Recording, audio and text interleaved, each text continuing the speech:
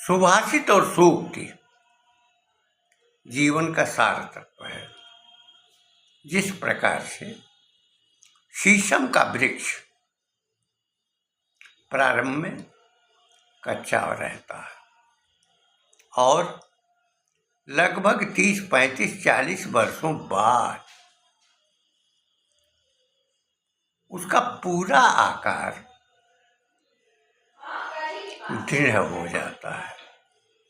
उसी प्रकार व्यक्ति में जो अनुभव होता है, जो अनुभूतियाँ होती हैं, उनका जो संचार होता है वह सूत्र के रूप में निकलता है, वह सुभाषित होता है।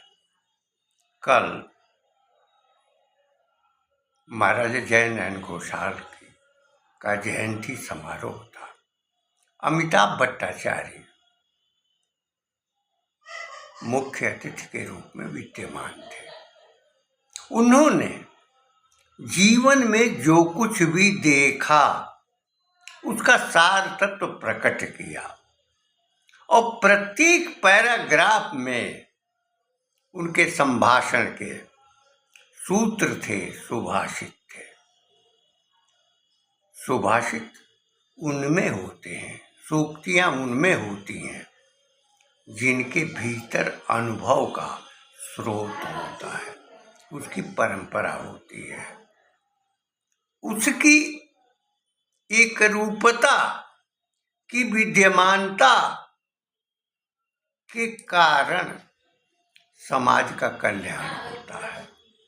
निसंदेह संस्कृत परंपरा में, संस्कृत वाङ्मय में सुभाषित को महत्व दिया गया है, सूक्तियों को महत्व दिया गया है, इसलिए कि बच्चों में संस्कार हो सके, मिल सके, भय से, शत्रु से, राष्ट्र के लिए, देश के लिए, समाज के लिए कल्याण का भाव पैदा हो सके, किया जा सके। दुस्सह स्थिति में, आपदाग्रस्त स्थिति में व्यक्ति अपने को बचा सके, संरक्षित कर सके, दूसरे के साथ बर्ताव कर सके, दूसरे को प्रेरित कर सके, सेवा परायण हो सके, त्याग का भाव बन सके, यह सुभाषित की संकल्पना होती है। 5 वर्ष की आयु से जब बच्चे के मन में ये संस्कार डाले जाएंगे तो निसंदेह किशोरावस्था में उनकी सुदृढ़ता होगी। युवावस्था में उस दिशा में चल पड़ेंगे और प्रौढ़ावस्था में वे वही अनुभव करेंगे जो भी जीवन में उन्होंने देखा है। व्यक्ति संघर्षों में पलता है, संघर्षों में उसका जीवन उतर जाता है। जो कमजोर प्रकृति के होते हैं वे उसमें टूट जाते हैं और जिनके भीतर संस्कार की संपन्नता और निपुणता होती है वे संघर्षों में भी चट्टान बनकर खड़े रहते हैं। लेकिन अनुभवों का पुंज जिसके पास होता है उसके साथ वे कितना समय बिताते हैं। बालपन में, किशोरावस्था में जो अनुभवों के पुंज की संगत में रहते हैं, निसंदेह जीवन में प्रत्येक प्रकार के संघर्ष और वेदना को सहन करने की शक्ति पैदा होती है। किंतु जो संसर्ग में नहीं होते हैं, उनकी दिशाएं दूसरी होती हैं, वे कमजोर होते हैं। उसी तरह जैसे नया पौधा, उसमें विकास, दृढ़ता नहीं रह पाती है, रेड़ के डंडे टूट जाते हैं, लेकिन साखू और शीशम के डंडे यथावत रहते हैं। अवस्थी जी का सुभाषित यह बताता है कि जो विद्यावान व्यक्ति है, विद्यावान की संगति में जो रहता है, वही सुभाषित का आनंद उठा पाता है, जीवन का असली सुख प्राप्त कर सकता है। वे कहते हैं कि विद्वान प्रशस्यते, विद्वान प्रशस्यते लोके, विद्वान सर्वत्र गौरवम।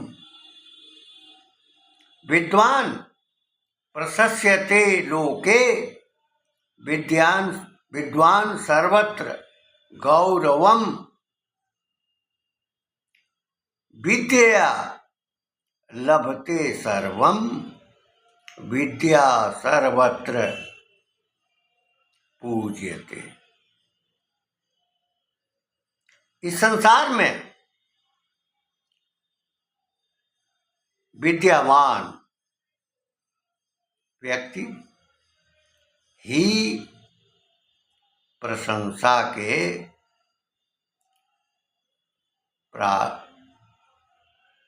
प्रशंसा प्राप्त करते हैं। उन्हीं का सर्वत्र गौरव और सम्मान होता है। विद्वान कहते, विद्यावान कहते किसको है? जिनके पास विद्या होती है। विद्या क्या है? जीवन का बोध है, जीवन की दिशा है, जीवन का मर्म है, जीवन का सर्वस्व है। जहाँ विद्या होती है वहाँ गौरव होता है, जहाँ विद्या होती है सर्वत्र उसकी पूजा होती है। इसीलिए विद्यावान व्यक्ति सर्वत्र सम्मान प्राप्त करते हैं। सुभाषित यह बताता है कि व्यक्ति के भीतर सगर्व सहर्ष वेदना को सहन करने की क्षमता विद्यमान कराता है। विद्या मोक्ष प्रदान कराती है, विद्या धर्म का ज्ञान देती है, विद्या अर्थ जो जीवन का उद्देश्य है, जीवन का दूसरा पुरुषार्थ है, उसको प्राप्त करने का बोध कराती है। काम जो तीसरा है पुरुषार्थ, जो कर्म है, जीवन की दिशा है, उसकी निष्ठा है, उसका बोध कराने वाली विद्या होती है। और इन सब के ऊपर जो मोक्ष है, इस संसार से सदा के लिए मुक्त हो जाना, ब्रह्म में विलीन हो जाना, यह ज्ञान विद्या से ही मिलता है। चतुर्दिक दृष्टिबोध और चिंतन की धारा का बहाव विद्या से होता है। विद्या जीविका भी है, विद्या जीवन भी है, विद्या उद्देश्य भी है, विद्या प्रेरणा भी है, विद्या पुरुषार्थ को प्राप्त करने का साधन भी है। विद्या के द्वारा आंखें खुल जाती हैं, उनमें प्रकाश आ जाता है, दृष्टि आती है, जीवन में संचरण का ज्ञान होता है, दीन दुखियों की सहायता का भाव आता है, जो अपंग हैं उनके प्रति दया दृष्टि भी होती है।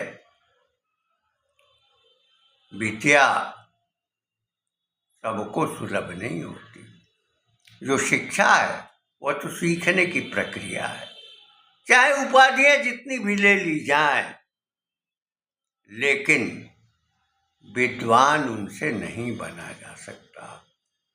वह विषय में पारंगत हो सकता है, लेकिन पारंगत होने के बावजूद उसके भीतर वह प्रेरणा, वह शक्ति नहीं रह जाती है जो समाज को सात्विकता में ढाल सके, दिशा दे सके।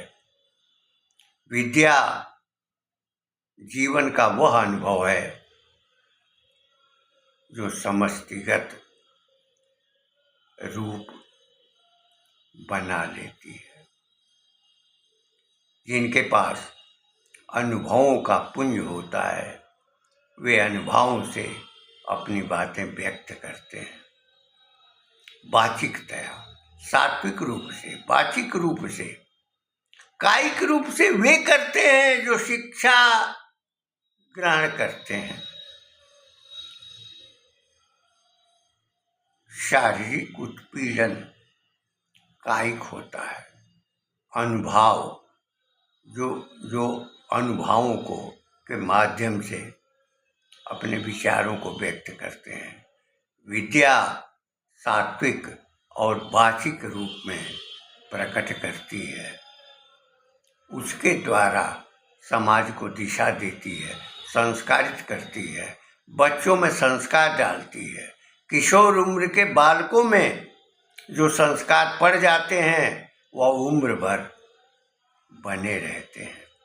आजकल समाज में वृद्धों के प्रति अनादर का भाव, और वही अपने समय में जब वृद्ध होते हैं तो अनादर पाते हैं, फिर अवहेलना के शिकार होते हैं।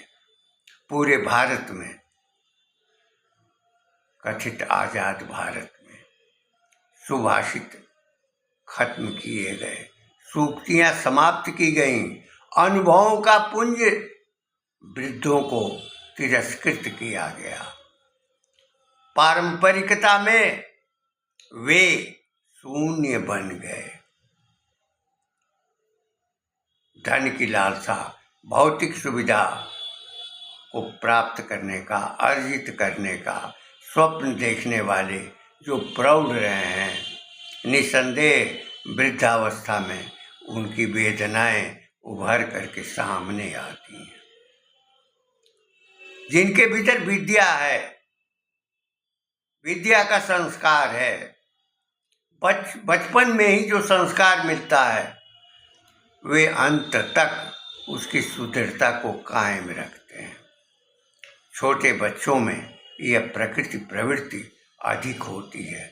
सुभाषितों का बोध होता है, सूक्तियों का ज्ञान होता है, वे अनुसरण करते हैं।